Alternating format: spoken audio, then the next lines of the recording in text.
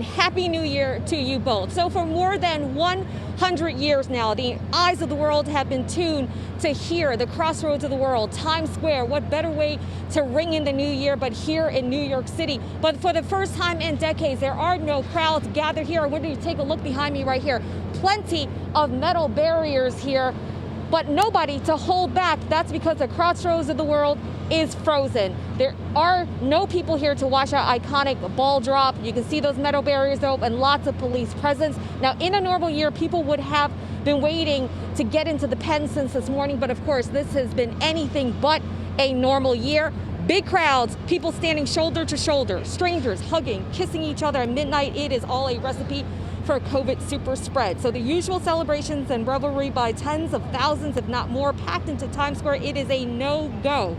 Still, the city and the Times Square Alliance work very hard to put this together, closing it off to the public, but making sure the tradition continues.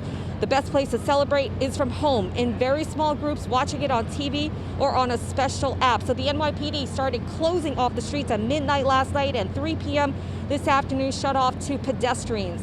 The cops sending a strict warning to telling people to stay home. Don't even try it. You will be kept out. You will not be allowed to linger on the streets to watch. Now, we spoke with a mother and daughter visiting from Atlanta. They booked their hotel reservation, get this, a year ago. And that, of course, is before the world turned upside down. It was always my dream to spend New Year's Eve in New York. But unfortunately, this is not the best year to do it, but I still came anyway.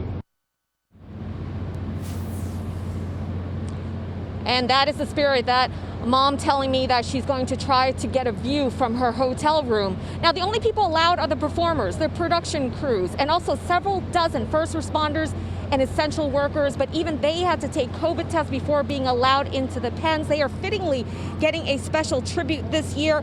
We are thanking them for all the work that they did on the front lines during the pandemic, keeping the city going and treating people and saving so many lives. One of the themes of this year's New Year's celebration is Heroes of 2020.